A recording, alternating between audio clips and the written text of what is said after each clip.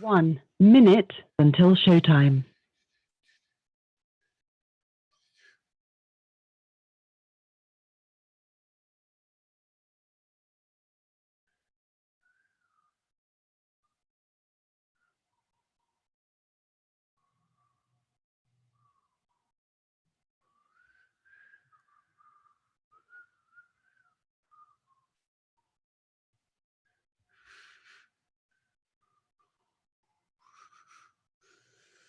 Hey everybody, we will go live in just a few minutes, so stay tuned.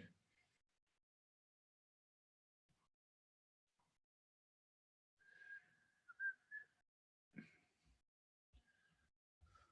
few seconds, not a few minutes.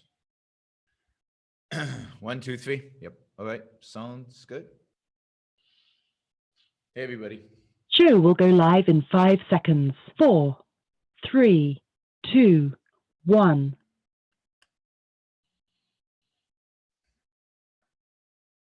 Blog Talk Radio.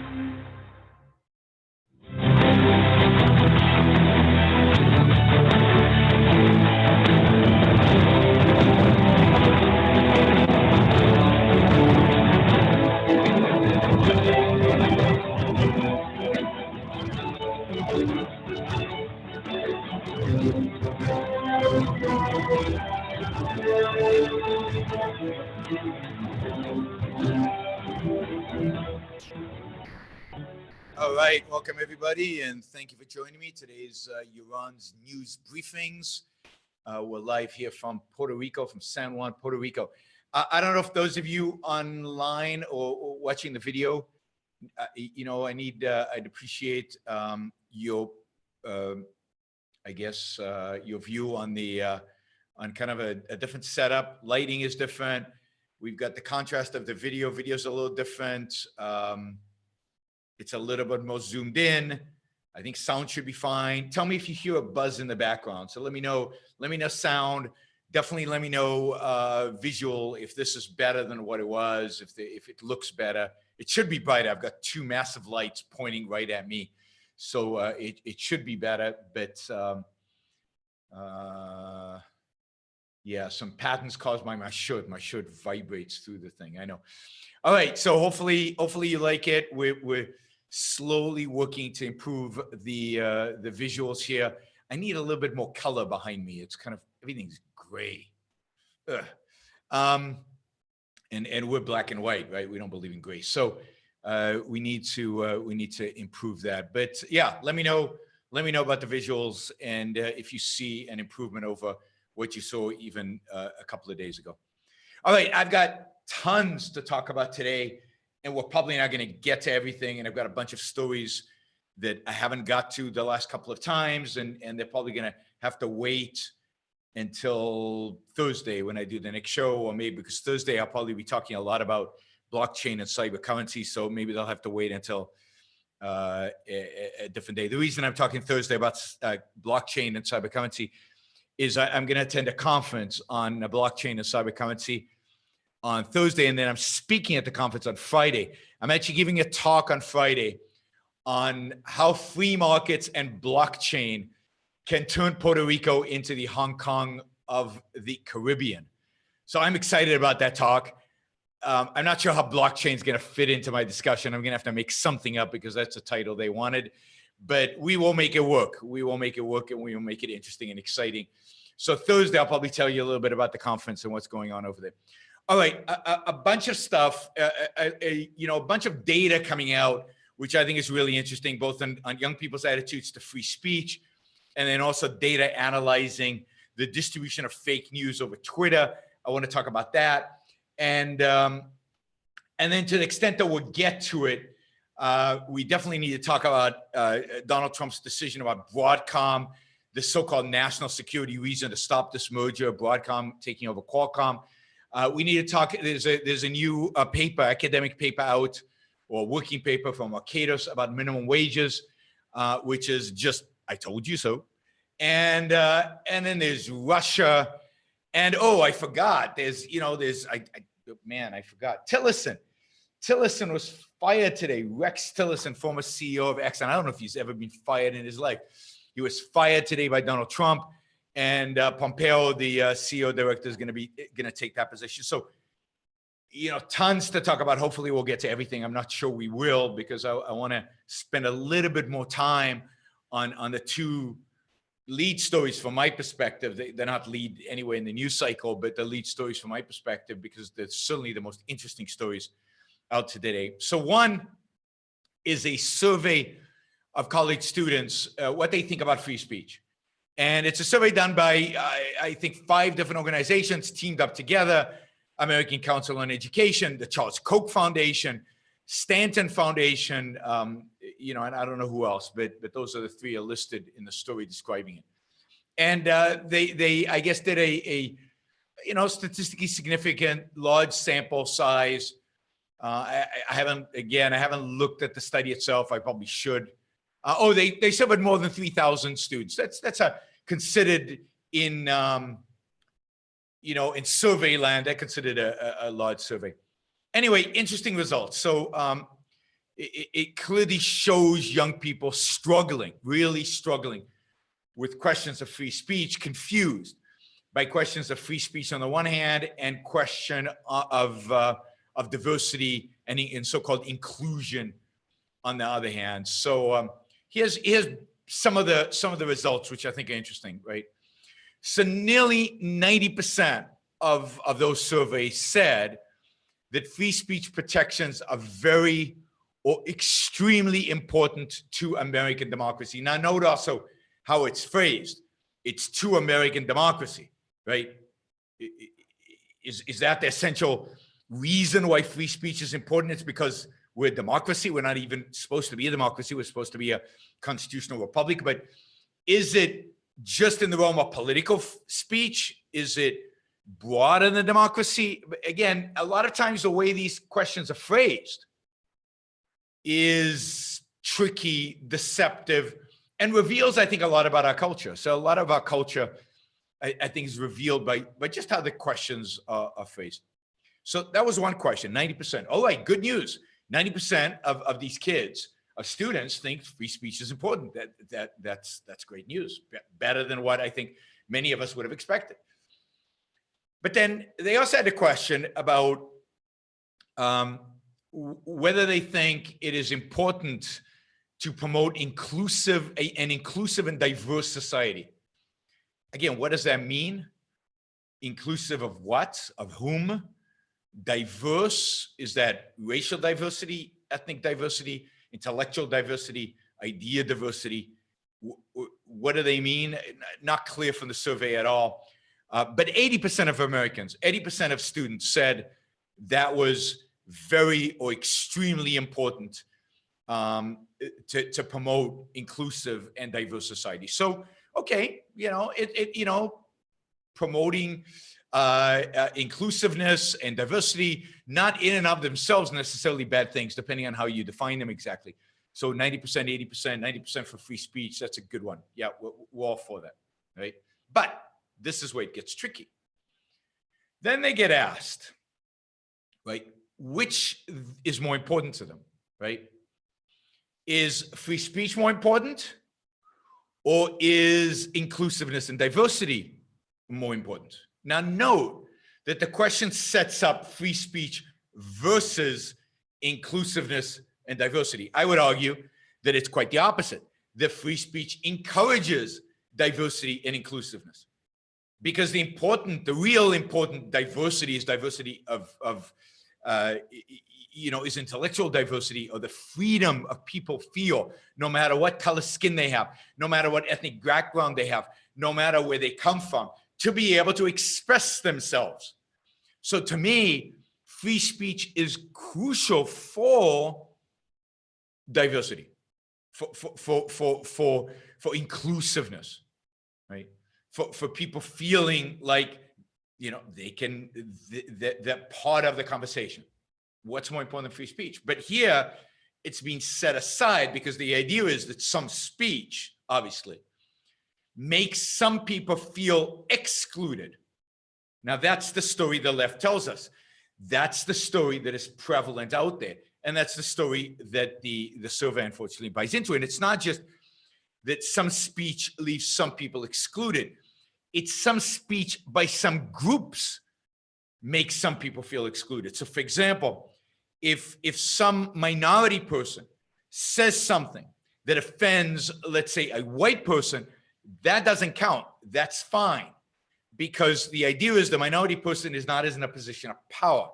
So it's the combination of power and offensive speech. That combination is perceived to be excluding and anti-diversity. Anti-diversity. So it's that combination. So in a sense, the survey is buying into this rhetoric, buying into the story. And here, 66% of Democrats say that inclusivity is more important than free speech. And 31% of Republicans say inclusiveness is more important than free speech. So in both groups, among Democrats, it's a significant majority, but in Republicans, it's still a large number. And more broadly, if you take the whole population as a whole, a significant majority favor inclusiveness and diversity over free speech. Again, I'm not buying that dichotomy, but the survey did. And that's the results the survey is presenting us with. And,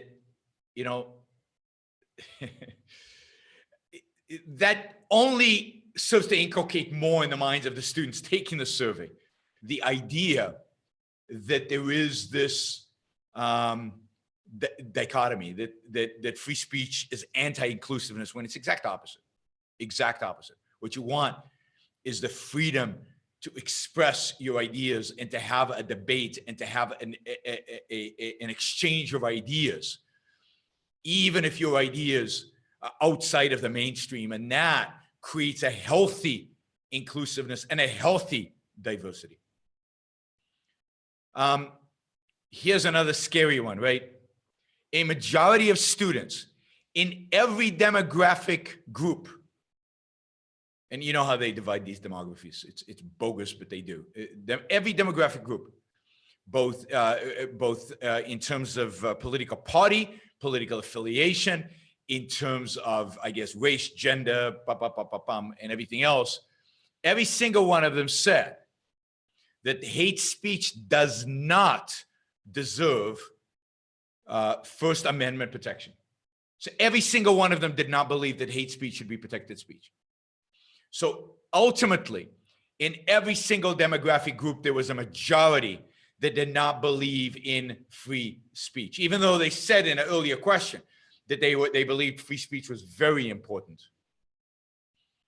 They don't believe in what's called hate speech, right? Now, hate speech, of course, is a bogus idea. It's a bogus concept. It's certainly you can have speech that's hateful, but there is no such thing, just like hate crimes. Yes, there is speech and crimes that are motivated by hatred, but the motivation is not essential. The question is, is it speech or isn't it speech? And if it's speech, it's protected under the First Amendment, no matter whether it's motivated by hate, by love, by cynicism, by nihilism, by neutrality, by nothing. Right? But there is no such thing. There is no such category of speech that is hate speech and therefore is outside of freedom of speech. That is outside of freedom, that is outside the protection of individual rights, of which the First Amendment is one of them, okay? So for example, students showed overwhelming support for restrictions on racial slurs and, funnily enough, costumes that promote stereotypes, right?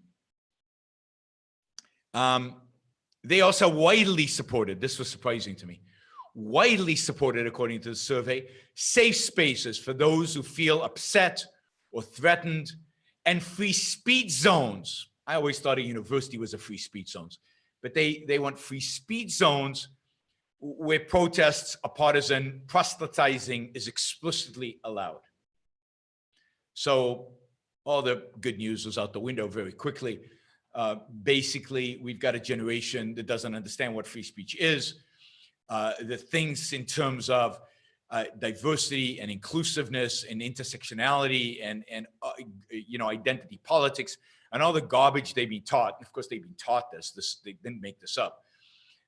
And who are so sensitive, they think that hate speech should be banned, legally banned, censored by the government. That they think then that the universities need to coddle them in case they're offended by some of the ideas they learn in school. It's just nuts. Okay. Here's a stat for you, for those of you who think that Republicans are the good guys.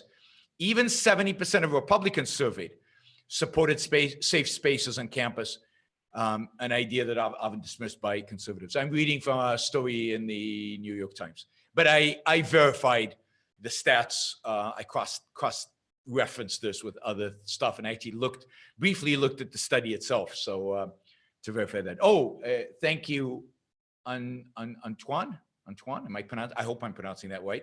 By the way, if you're watching on YouTube and you want to support the show, there is a $sign at the bottom of the chat. You can make a contribution right on the chat in YouTube, and it goes directly to my, PayPal account, and supports the show and everything else.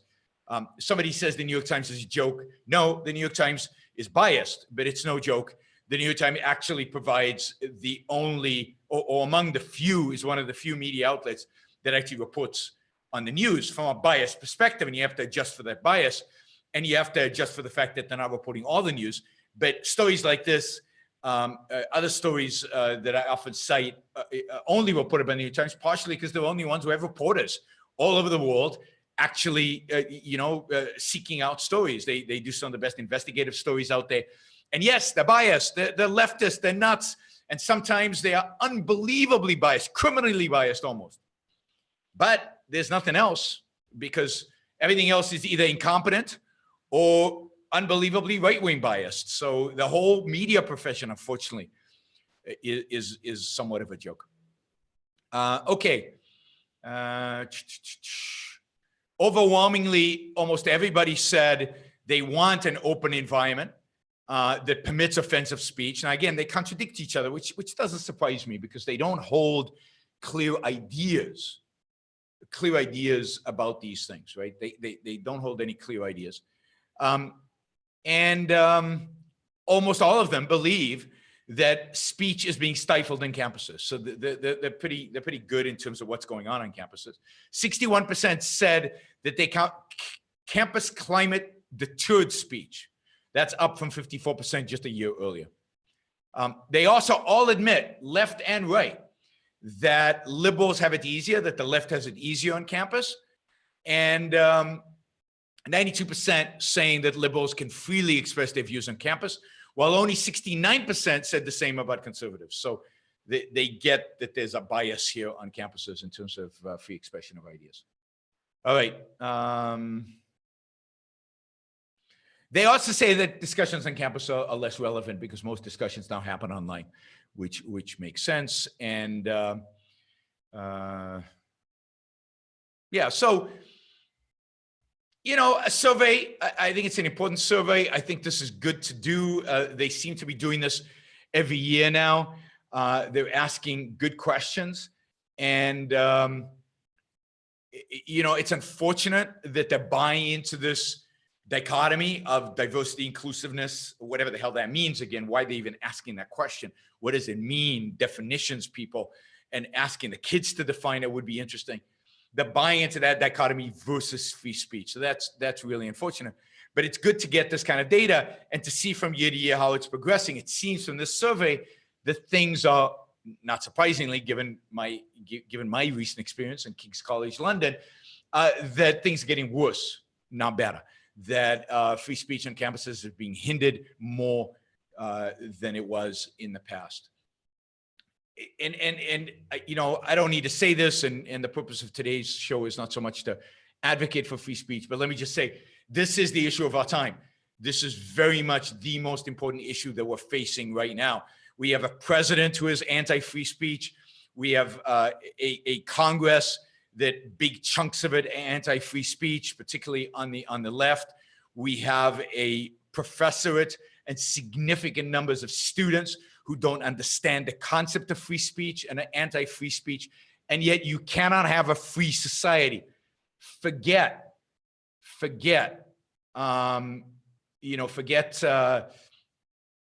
do you call it? Forget democracy. You cannot have a free society without free speech. You cannot have freedom, period, without free speech. You can't, discover truth without free speech. Free speech is a prerequisite, is a part of, it's part of free thinking. It's the idea that you are free to use your mind as you see fit, to use your mind to pursue the values necessary for your survival, for your thriving, for your flourishing, to pursue rationality. And speech is just a manifestation of that. And without that, we're dead. Without that, we're finished. Without that, we are unfree. This is the issue of our time. And for young people to have these kind of depressing views on free speech is incredibly depressing. All right, I'm going to take a thank you, Alejandro, for the support. Really appreciate it. I'm going to take a very quick commercial break, and I will be right back. Ayn Rand held that art is an indispensable need of human life, an irreplaceable form of spiritual refueling. In the course 8 Great Plays, available at ARI Campus, Leonard Peikoff selects 8 masterpieces of world literature and analyzes them as great works of drama and as works that convey philosophies of life. After completing this course, you will better understand how to reach a full, objective evaluation of an artwork and how to grasp, evaluate, and enjoy the values that great literature offers. Visit ARI Campus at campus.aynrand.org today and enroll in 8 Great Plays. Yeah, let me just make a quick comment about the New York Times because I see kind of it's buzzing on the chats here. Yeah, I mean, I don't think all of you should have subscriptions to the New York Times, but if you're an intellectual and you're trying to evaluate where we are in the culture and where we are in the world and what's going on in the world, the New York Times is indispensable, partially because it's so influential out there. The New York Times is now incredibly profitable. So a lot of people are subscribing to the New York Times. A lot of people are spending money and resources to engage with the New York Times. It is a cultural barometer. So if you want to engage in intellectual activism, if you want to have an impact on the culture, if you want to be on top of the relevant issues happening on the day, you better read the New York Times. Now, again, you don't necessarily have to, but I have to. Because it represents what is going on in the world right now. It reflects the views of the leading intellectuals in the world right now, and not knowing that and pretending to be an intellectual who could comment on the world without reading the most influential people would be pathetic, would be ridiculous.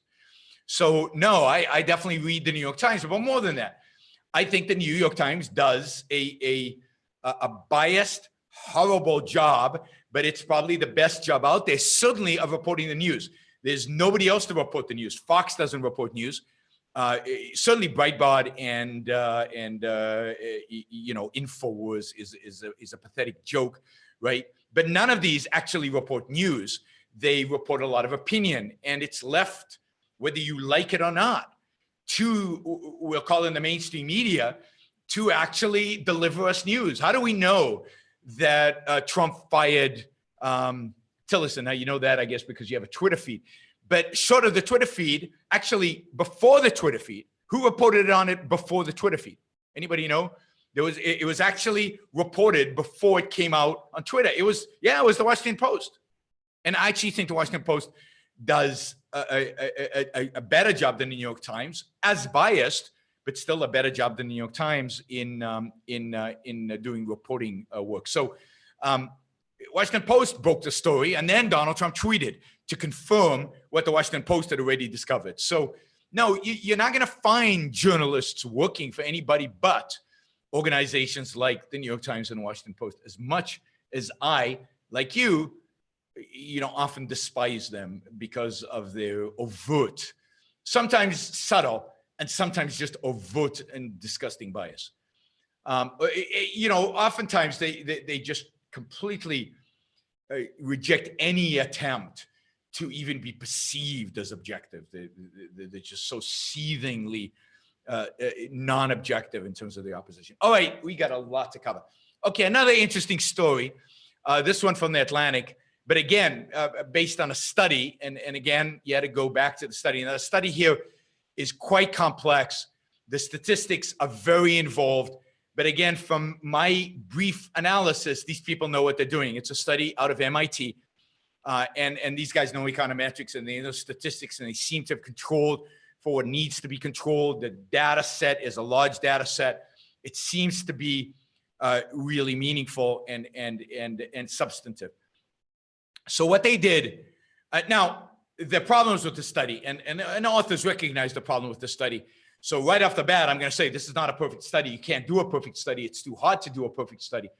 But this is a interesting results. So it's interesting results, therefore, worth evaluating and examining the results of the study. So the study tries to look at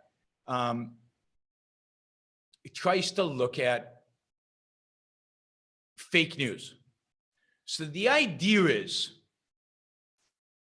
to what extent does fake news get propagated through social media versus true news?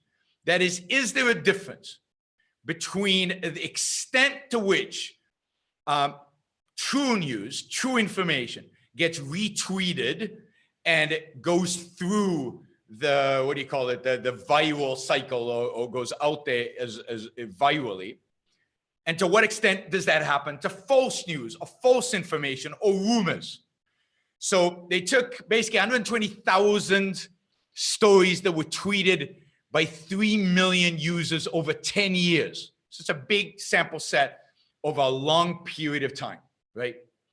And they separated it out to stories that were based on fact, that were true, that were rational, right? And they made some sense, that had some basis, that were based on something. And they separated out other stories that were basically rumors or completely fabrications or made up or really fake news, right? Fake news. And they tracked these stories through the retweeting process, right? And what they found is pretty stunning. What they found was that fake news, false rumors reach many, many, many more people and penetrate deeper into the social network and spread much faster than accurate stories.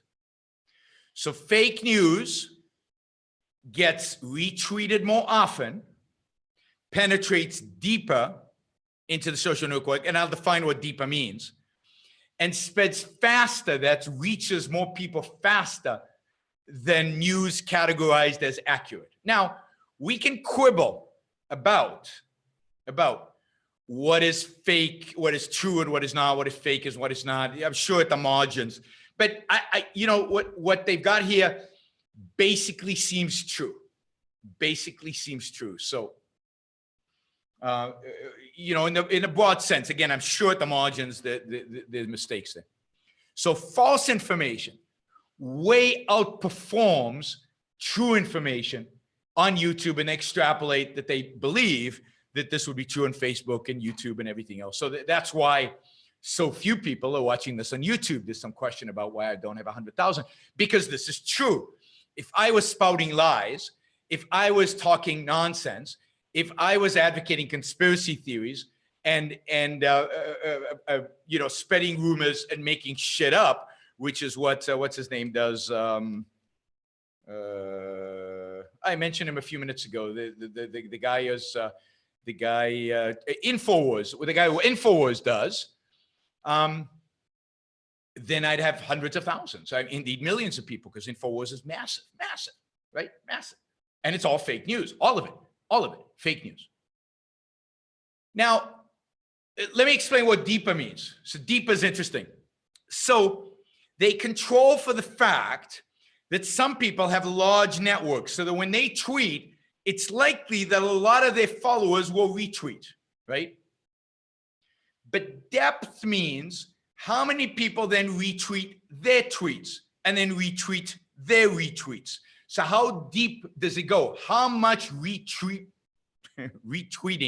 there will be, right? That is the depth.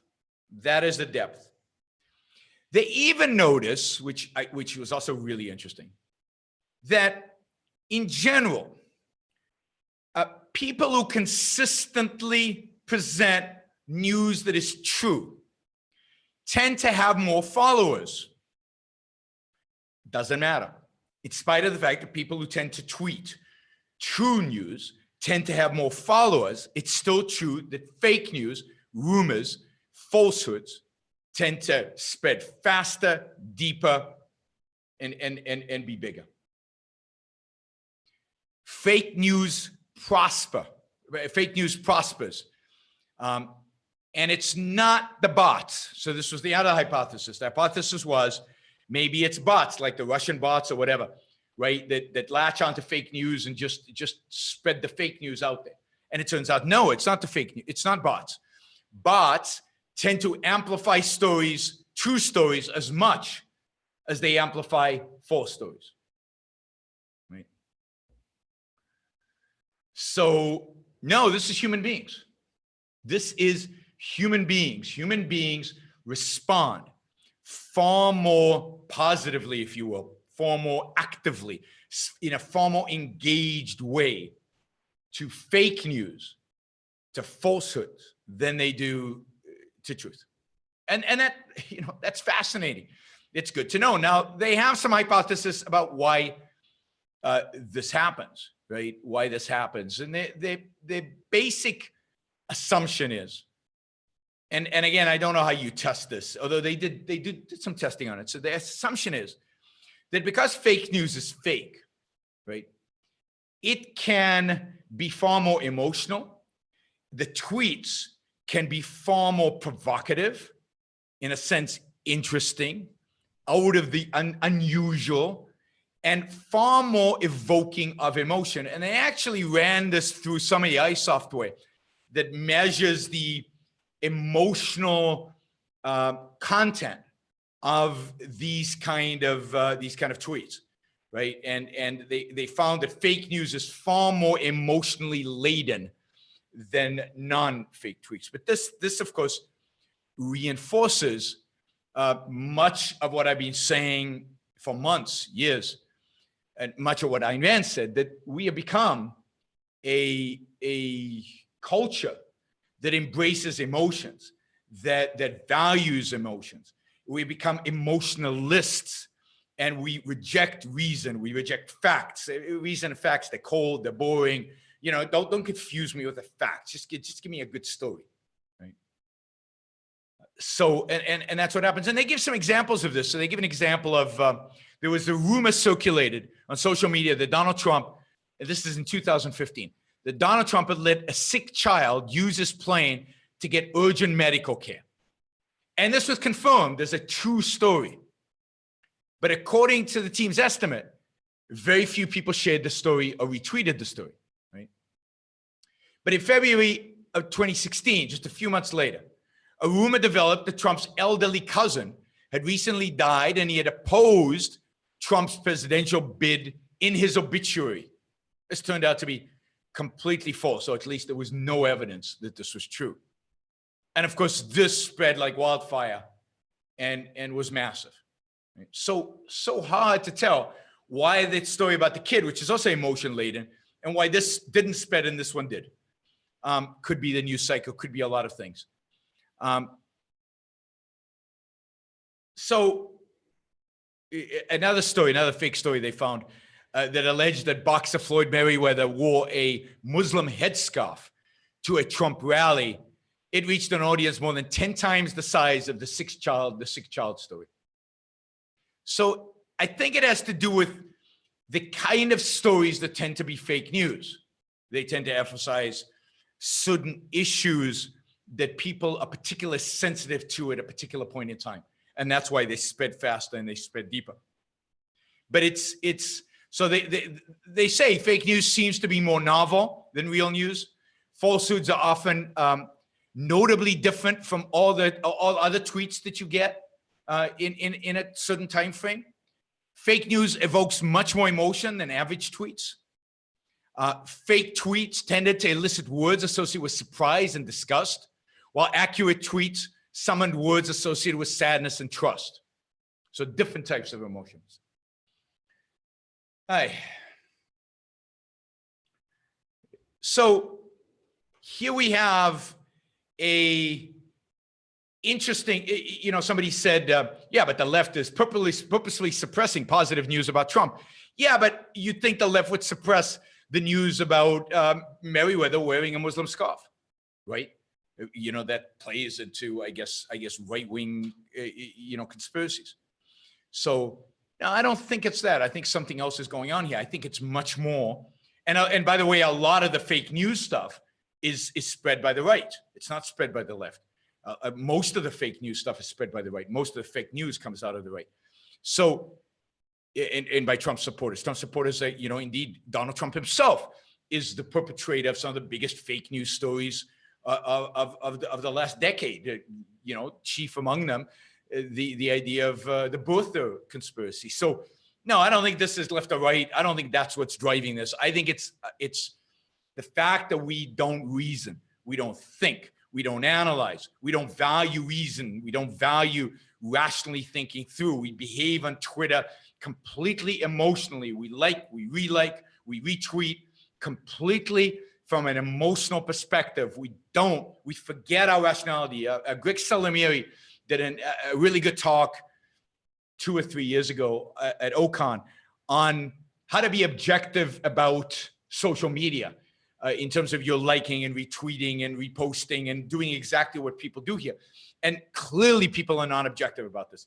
Clearly people get suckered in to news stories that are not true easily because they reinforce their biases or because they're shocking and they're interesting and they're new and they're different and they're happy to retweet them to hell with whether they're right or whether they're wrong.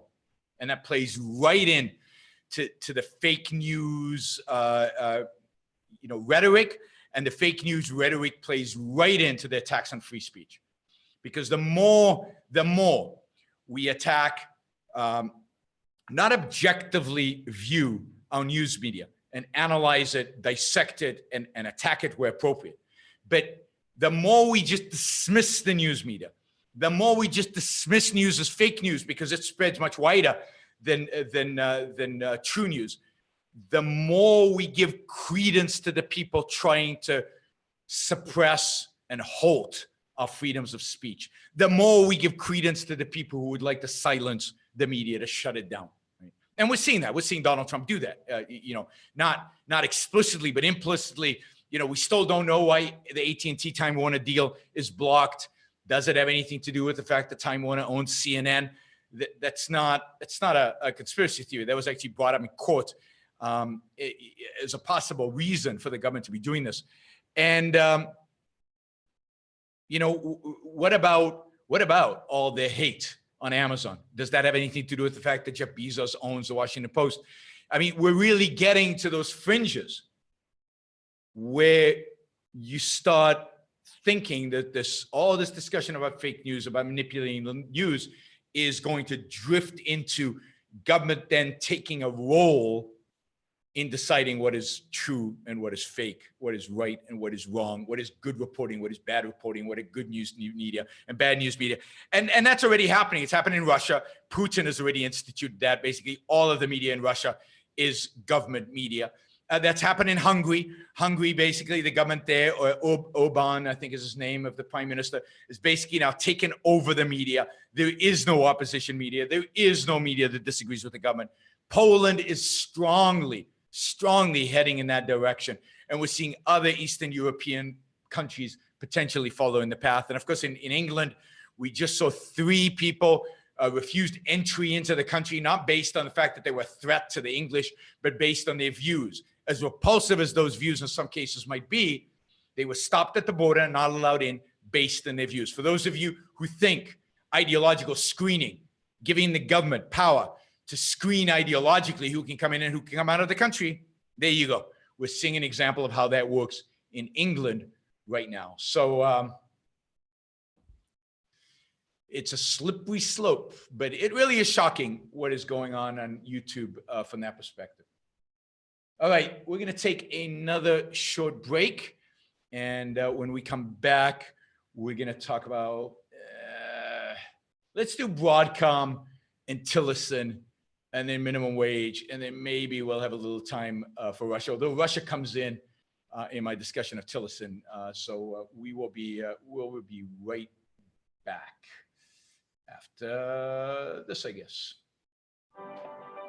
If you're interested in going deeper into objectivism, ARI Campus's new advanced course, Objectivism Through Induction, answers central questions about several key values of Ayn Rand's revolutionary philosophy.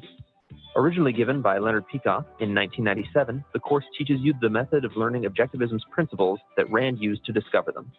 According to Dr. Peikoff, Objectivism Through Induction is the best way I know of tying your ideas to reality and acquiring a real understanding of objectivism. Visit ARI Campus today to enroll. All right. Let me just tell you now, there are no Russian conspiracy theories. This is truth about Russia. Russia is an authoritarian dictatorship. Putin is a dictator and is a dictator for life. They've adjusted the constitution to make sure of that. He is a thug. He is a brute. He is a dictator. He is a murderer. Look at what happened in Great Britain just this last week, where they used a radioactive substance to kill somebody who opposed Putin. This is not the first time. These are not conspiracy theories. These are facts. These are facts. I've been to Russia. Putin is the ultimate manipulator, and he's manipulating Donald Trump like he's pulling on the strings. It's just amazing to see. He manipulated Obama. They murder people overseas on British land, on free countries' land with no repercussions. And it's one of the worst regimes in the world today. And, I'll give you an example.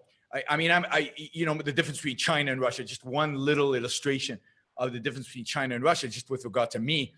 And there are lots of ways to illustrate the differences, but this is one. When I go to China, when I have gone to China, I've been to China quite a few times. After my first visit, I got a 10-year visa. I got a 10-year visa that allows me multiple entries. I can go in and I could go out whenever I want, right? I speak there.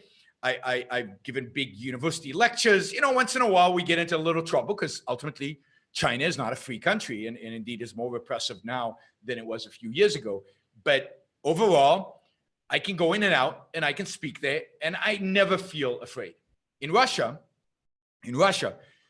I get a visa for exactly the number of nights I am going to spend there.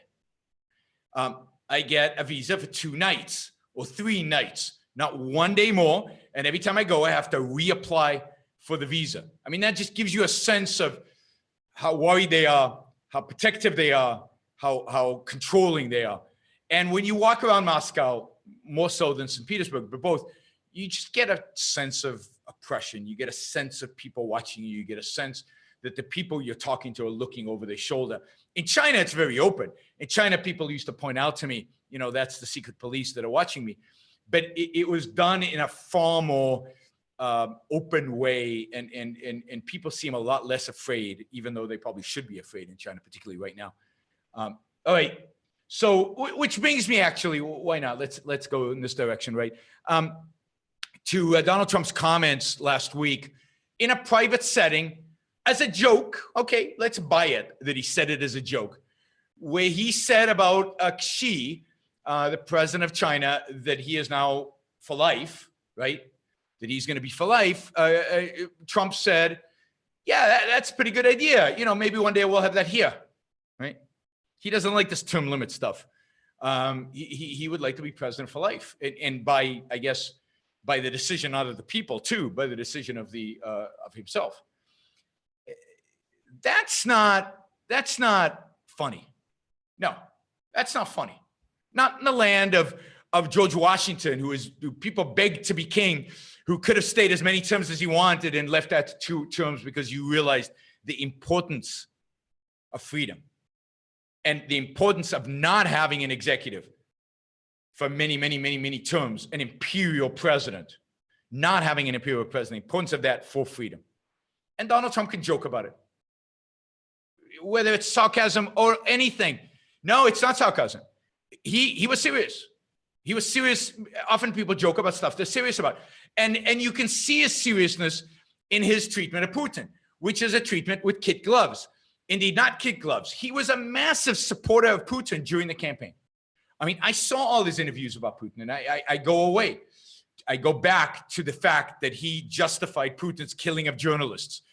He probably justifies the White House refused to acknowledge that the guy killed, murdered in Britain was murdered by the Russians. I mean, he folds in front of Putin every single time. He is a complete puppet of Putin and does nothing to stand up to Putin. And it's shocking. And by the way, Tillerson, who was starting to stand up to Putin, who came in as pro-Russian because his oil interests as part of Exxon were very involved in Russia, was starting over the last 6-9 months to become more and more worried about Russian influence, more and more worried about Russian aggression, more and more concerned by dictator Putin. That is a major reason. That is a major reason why Donald Trump fired Tillerson. A major reason why he fired Tillerson is because of his weak spot for authoritarians, for Putin, for Xi, for the princes and king of Saudi Arabia. I mean, Donald Trump has a real soft spot for these authoritarians, and he defends them. He defends them with those spots, particular Putin. Now, sure, somebody writes, Putin is not the problem. Public schools are a bigger problem. Sure, public schools are a bigger problem. No question, public schools are a bigger problem. Putin's also a problem because as Putin gets stronger, as Putin gets aggressive, and as we Republicans today love Putin, as we want to emulate Putin more, freedom in this country will decline. And as our public school continue to educate a generation of unthinking zombies, then you're going to get more and more authoritarianism in this country. All right. Let's see. Yeah, Tillerson is kind of funny. I mean, I'm not a big fan of Tillerson's because Tillerson, I think, was weak. I think he was way too appeasing. He preferred negotiating. You remember when he wanted to negotiate with North Korea and Trump told him to stop that we were going to fight it out with them? And look who's negotiating with North Korea now. Look who's going to the table, groveling in front of the leaders of North Korea. It's just unbelievable that anybody would sit down, that we shouldn't be negotiating at any level with the North Koreans. It's immoral. The idea that the president of the United States would sit down with the brutal dictator, murderous dictator of North Korea on a level playing field is just horrific. Anyway, Tillerson, who I thought was always weak, it turned out to be weak, not that great, but I kind of find it entertaining the way that Donald Trump fired him over Twitter. It turned out that he called Tillerson after the Twitter. The way it was communicated, I don't know if you noticed, but the guy who contradicted the White House in terms of how the whole firing was delivered was accused by the White House of misrepresenting the sequence of events. He was fired immediately afterwards. So they're cleaning house over there in state. Somebody said I should vote Democratic if I want a better America, right?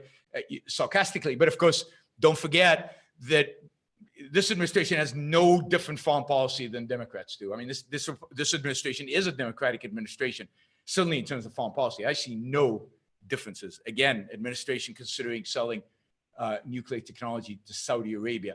is not exactly what I would say a change for the better from democratic administrations when it comes to foreign policy.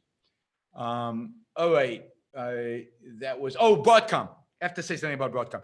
So the other thing Trump did, I think yesterday, was stop the hostile takeover of Broadcom. It was taking over Qualcomm. So Qualcomm is a company that makes the chips that sit inside of your cell phones and sit in cell towers. They're in the process of developing 5G, and they considered this. They considered this a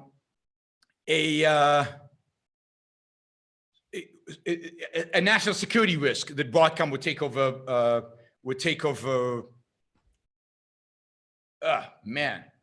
Qualcomm. Broadcom, Qualcomm, they're all sound the same. Now, note first that Broadcom is not a Chinese company, in spite of all the news stories you hear. It's based in Singapore, but it's basically an American company. It was founded in America. It grew in America. It has thousands of employees in America. It is for tax reasons, I think, based in regulatory reasons, based in Singapore in the last few years. It is in the process of moving its operations, its headquarters back to the United States.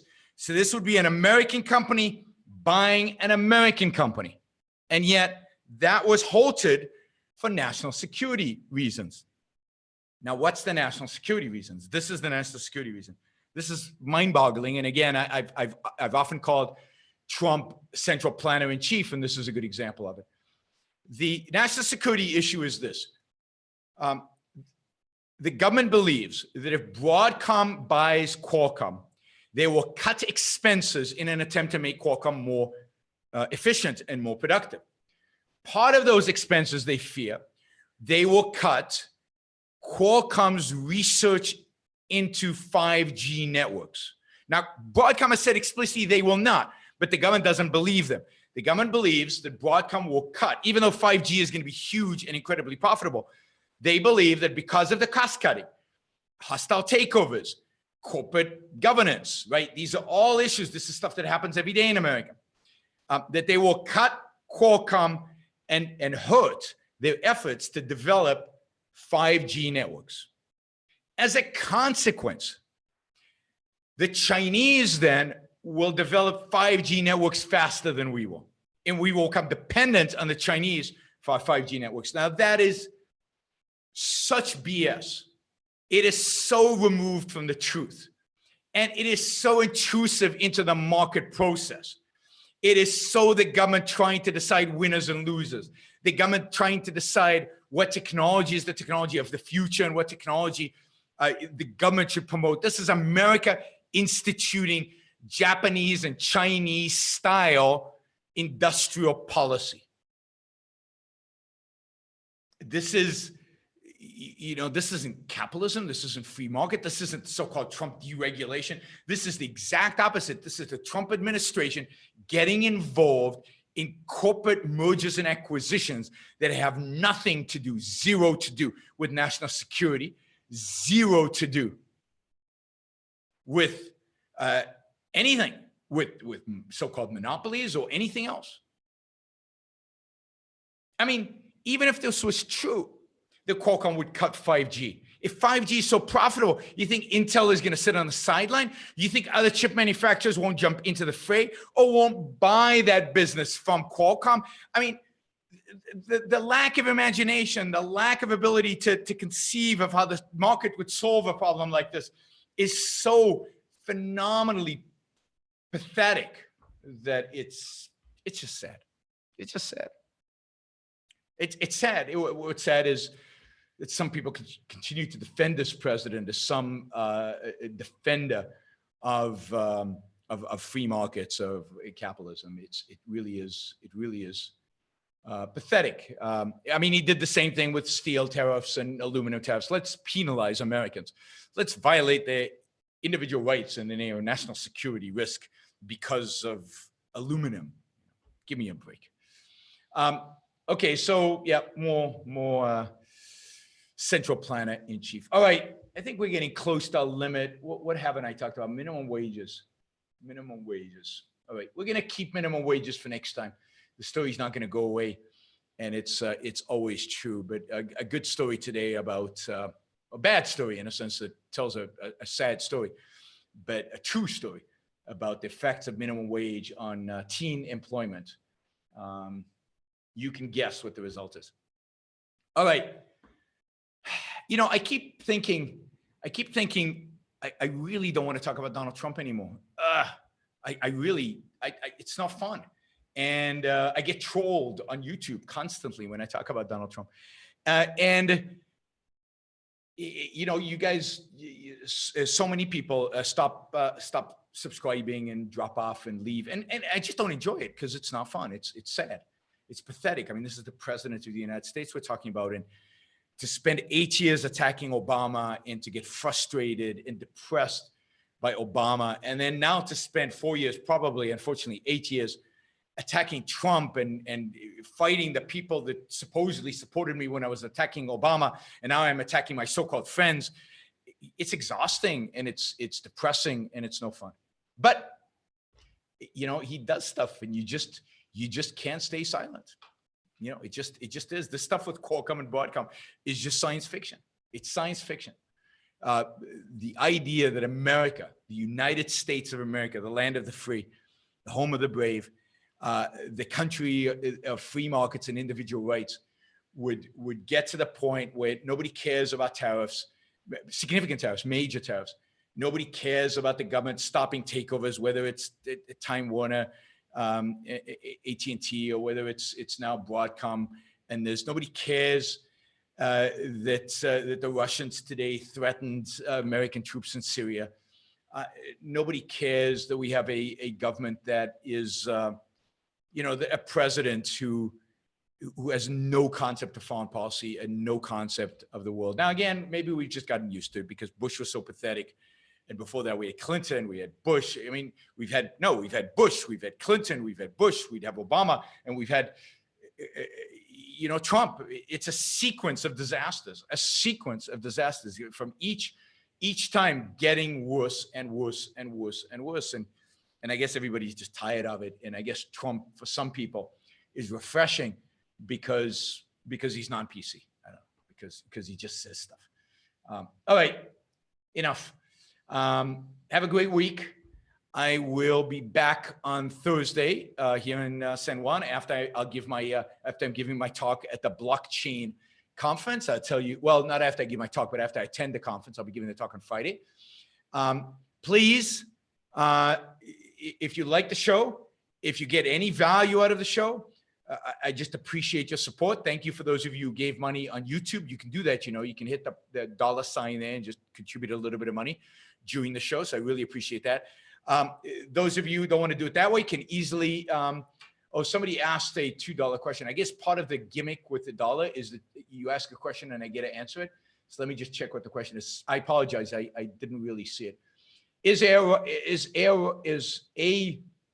ARI Rational University ranking I'm not sure what that means.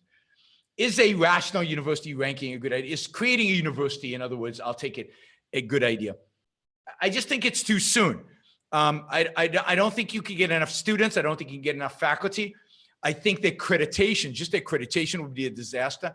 It's much easier to start a university like that outside the United States. And indeed, there are good universities outside of the United States, like a university in Guatemala, UFM, Universidad Francisco Maracuin, which is a very classical liberal university. The universities in Ecuador, the universities in Eastern Europe that are far better in terms of classical liberal ideas than anyone in the United States. And part of the reason they can get away with it is they don't have to get accreditation. They don't have to get, in a sense, government approval for what they teach.